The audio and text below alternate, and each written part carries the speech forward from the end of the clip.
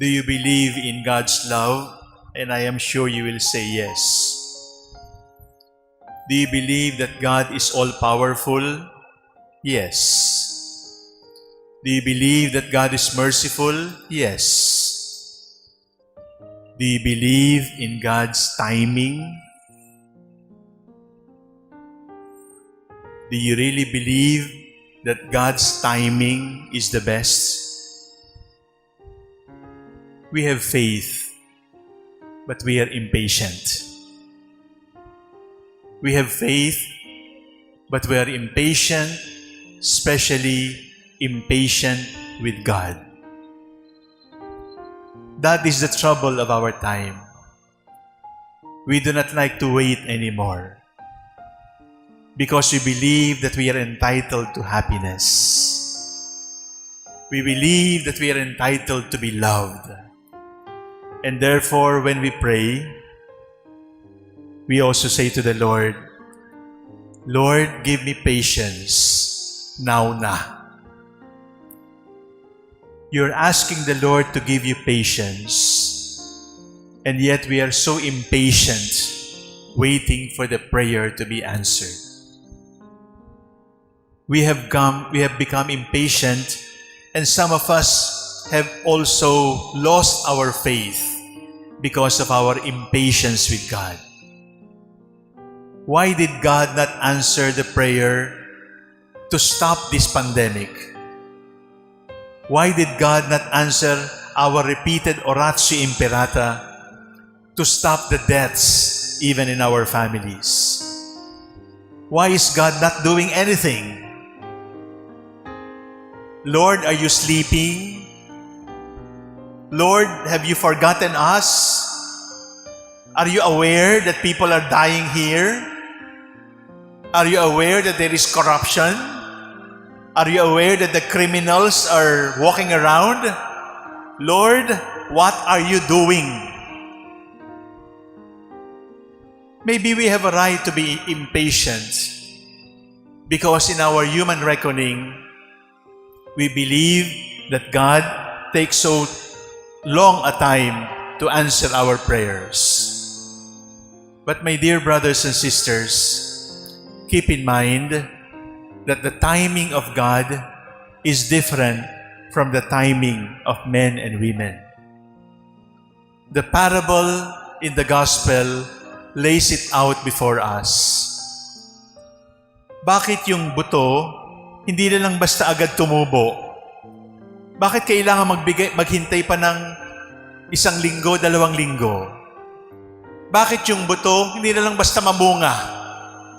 Katulad ni Jack and the Beanstalk. Overnight, may bunga agad. Overnight, mahaba agad yung sanga. Overnight, punong-puno na agad ng dahon. Why not? Why do we have to wait? Why do we have to wait for the seed? Why do we have to wait for the tree? Why do we have to wait for the fruits? Why not? Now na! And this is our situation. We have forgotten to wait. And we don't like the feeling of being frustrated. We don't like the feeling of being incomplete. We don't like the feeling of an unfinished assignment. We don't like the feeling of loneliness. But is that possible? Is there a marriage that is completely free from loneliness? Is there a married person who has never been tempted by adultery? Is there a celibate person who has never faced sexual stress?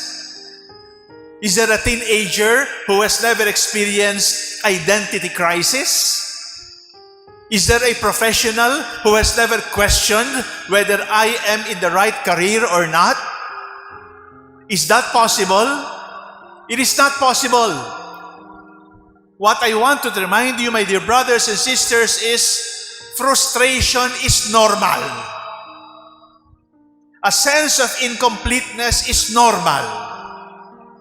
A sense of struggle with our emotional energies, with our sexual energies, with our passions, with our drives, that is normal.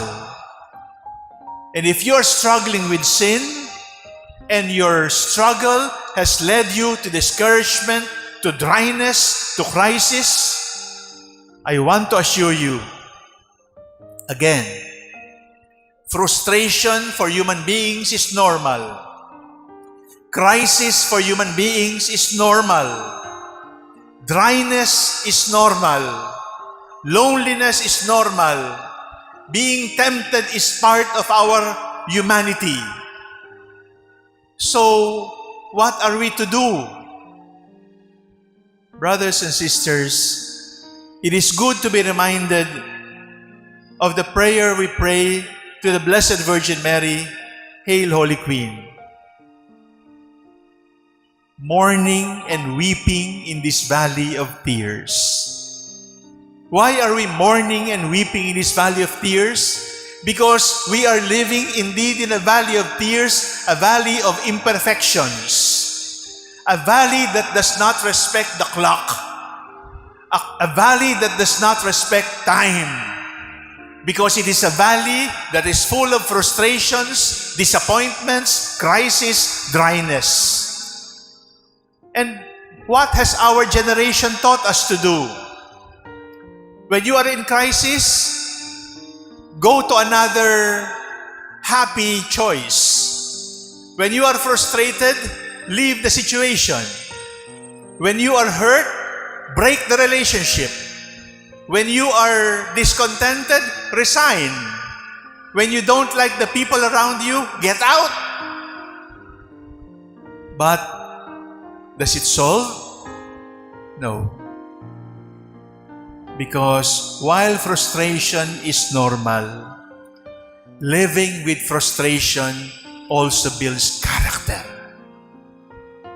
While incompleteness is normal, living with incompleteness builds character.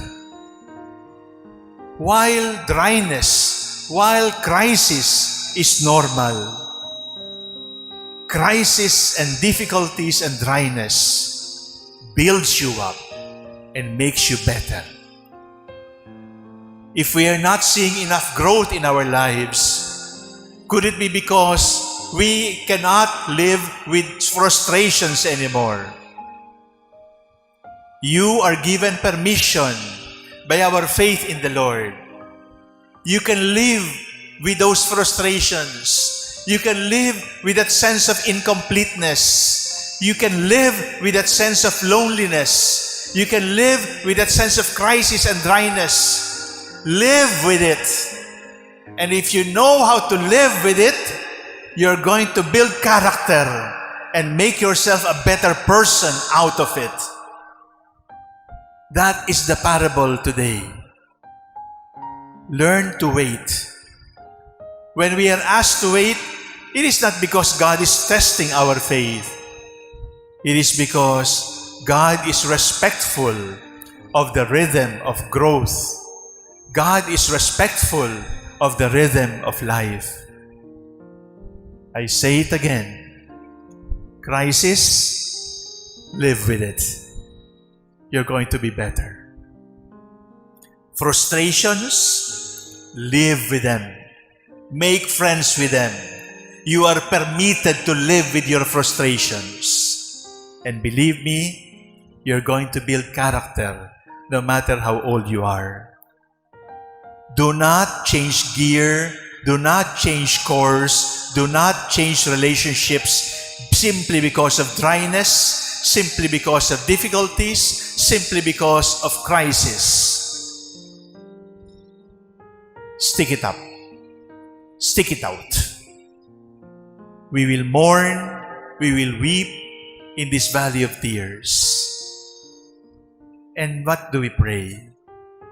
Show unto us the face of Jesus. What matters, brothers and sisters, is this.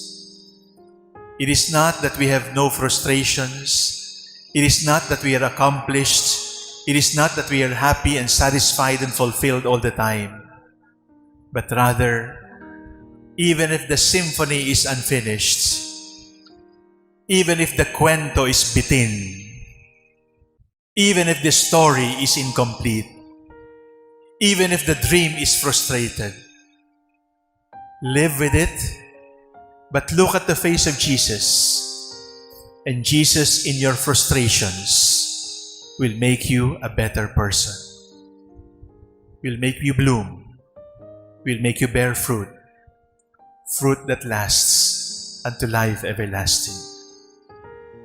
Do not forget, we will mourn, we will weep in this valley of tears. Make friends with dryness. Make friends with crisis. You are permitted to live with your frustrations. Just allow Jesus to enter into them. Jesus will change them. Not in your time, but in God's time.